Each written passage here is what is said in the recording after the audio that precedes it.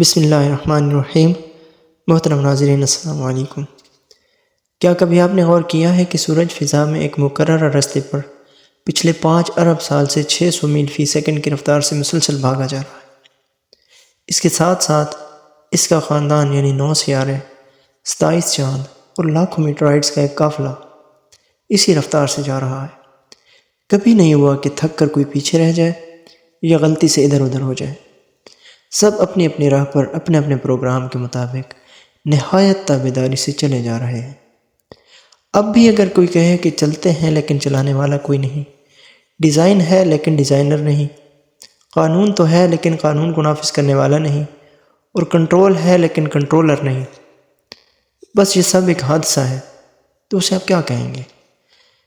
چاند 3,70,000 میل دور، زمین پر سمندروں کے اربوں خربوں ٹن پانیوں کو ہر روز 2 دفعہ مد و جزر سے ہلاتا رہتا ہے تاکہ ان میں بسنے والی مخلوق کے لیے ہوا سے مناسب مقدار میں آکسیجن کا انتظام ہوتا رہے، پانی صاف ہوتا رہے، اس میں تعفن پیدا نہ ہو، ساحلی علاقوں کی صفائی ہوتی رہے اور غلاظتیں بہہ کر گہرے پانیوں میں چلتی جائیں۔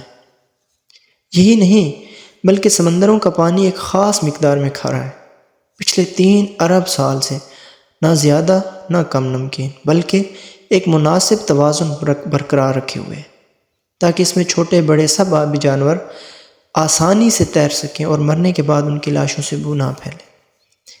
انہی میں کھاری اور میٹھے پانی کی نہریں بھی ساتھ ساتھ بہتی ہیں۔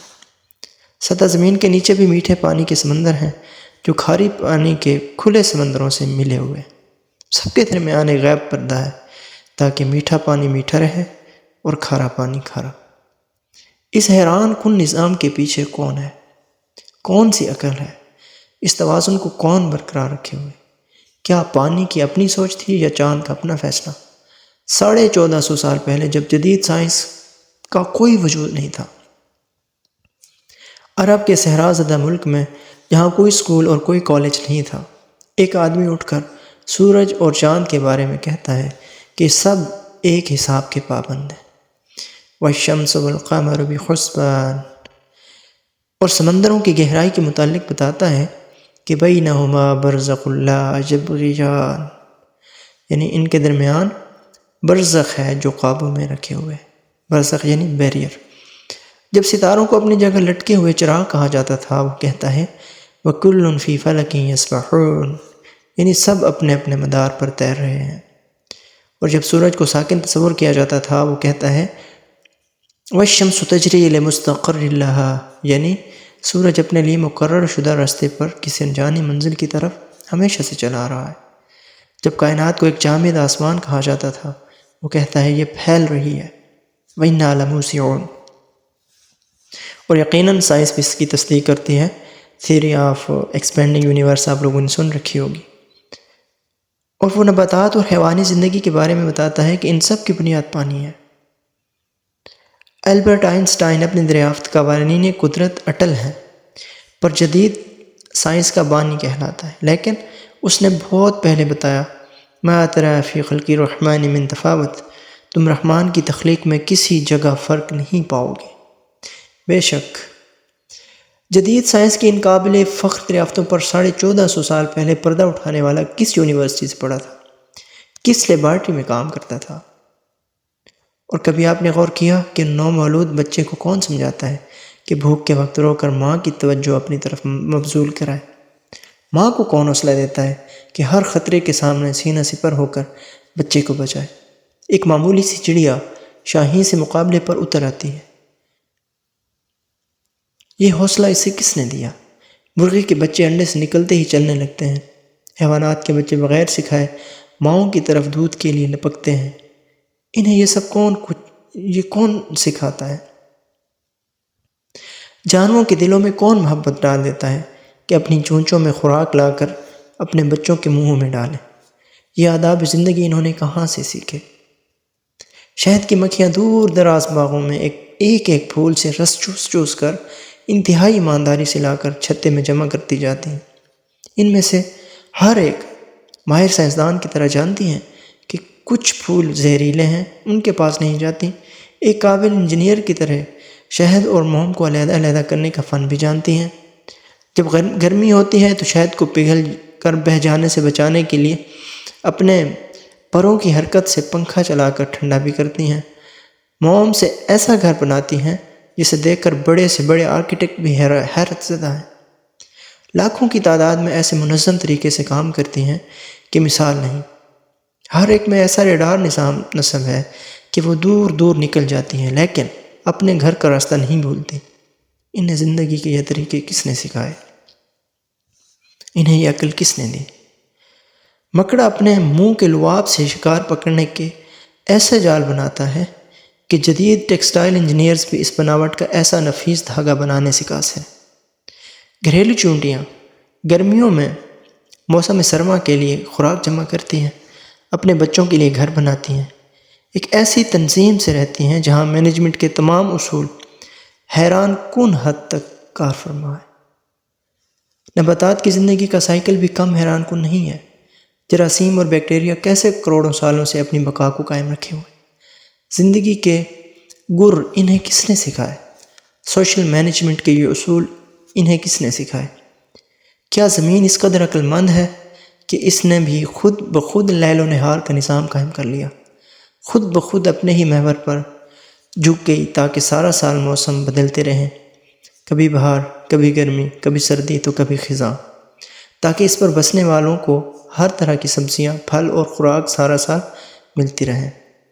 زمین نے اپنے اندر شمالاً جنوباً ایک طاقتور مقناطیسی نظام بھی خود بخود ہی قائم کر لیا، تاکہ اس کے اثر کی وجہ سے بادلوں میں بجلیاں کڑکیں جو ہوا کی نائٹروجن کو نائٹرس آکسائڈ میں بدل کر بارش کے ذریعے زمین پر پودوں کے لیے قدرتی کھاد مہیا کریں۔ اور سمندروں پر چلنے والے بحری جہاز، آبدوزیں یعنی سب میرینز، اور ہواؤں میں اڑنے والے طیارے اس مقناطیس کی مدد سے اپنا راستہ پائیں۔ آسمانوں سے آنے والی مہلک شعاعیں اس مقناطیسیت سے ٹکرا کر واپس پلٹ جائیں تاکہ زمینی مخلوق ان کے مہلک اثرات سے محفوظ رہے اور زندگی جاری رہے۔ زمین، سورج، ہواؤں، پہاڑوں اور میدانوں نے مل کر سمندر کے ساتھ سمجھوتا کر رکھا ہے تاکہ سورج کی گرمی سے آبی بخارات اٹھے۔ ہوائیں اربوں ٹن پانی کو اپنے دوش پر اٹھا کر پہاڑوں اور میدانوں تک لائیں۔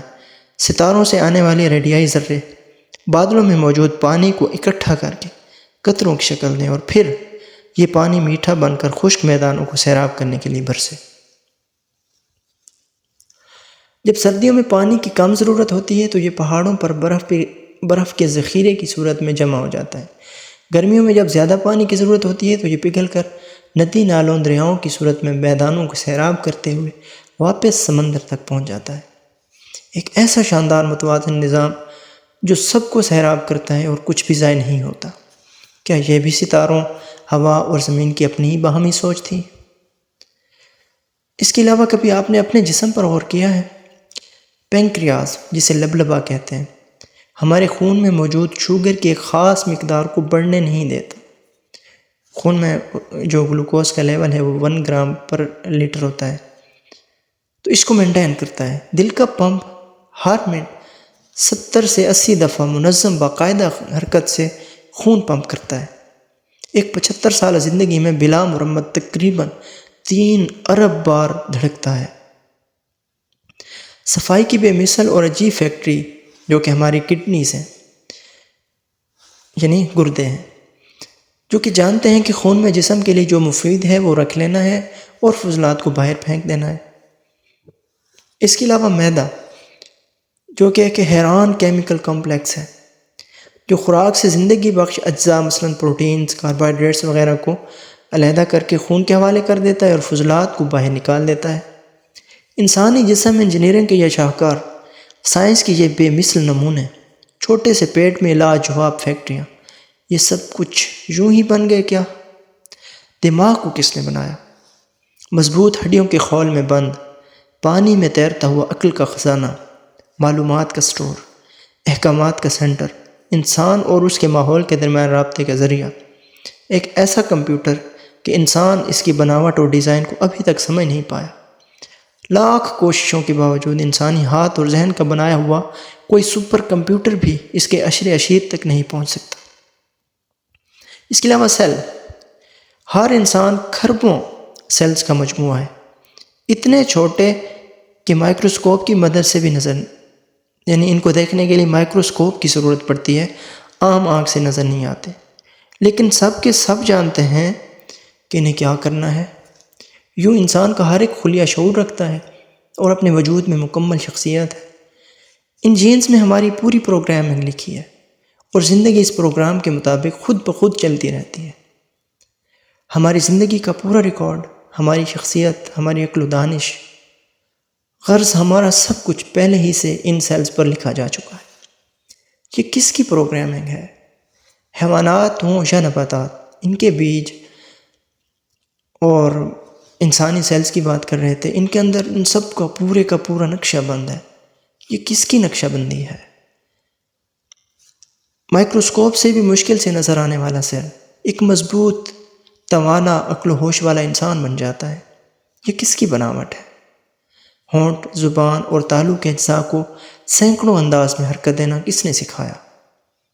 ان حرکات سے طرح طرح کی عقل مند آوازیں کون پیدا کرتا ہے؟ ان آوازوں کو معنی کون دیتا ہے؟ لاکھوں الفاظ اور ہزاروں زبانوں کا خالق کون ہے؟ تو جب ان سوالات پر غور کیا جاتا ہے تو ایک ہی جواب آتا ہے، وَلِلَّهِ مُلْكُ السَّمَاوَاتِ وَالْأَرْضِ وَاللَّهُ عَلَىٰ كُلِّ شَيْءٍ قَدِيرٌ، کہ وہ اللہ ہی تو ہے جو زمین و آسمان کا مالک ہے، وہی تو ہے جو ہر چیز پر قادر ہے، بے شک وہی قادر مطلق ہے۔ نظام ہستی چلانے والی ذات ہے اس کی ایک، ظاہر، باطن، اول آخر، خالق ہے بس ایک، بے شک لا الہ الا اللہ محمد رسول اللہ۔ امید ہے ویڈیو آپ کو اچھی لگی ہوگی، اگر اچھی لگی ہے تو لائک، کمنٹ، شیئر اور سبسکرائب کر دیں۔ تھینک یو، ملتے ہیں انشاءاللہ اگلی ویڈیو میں، تب تک کے لیے اللہ حافظ۔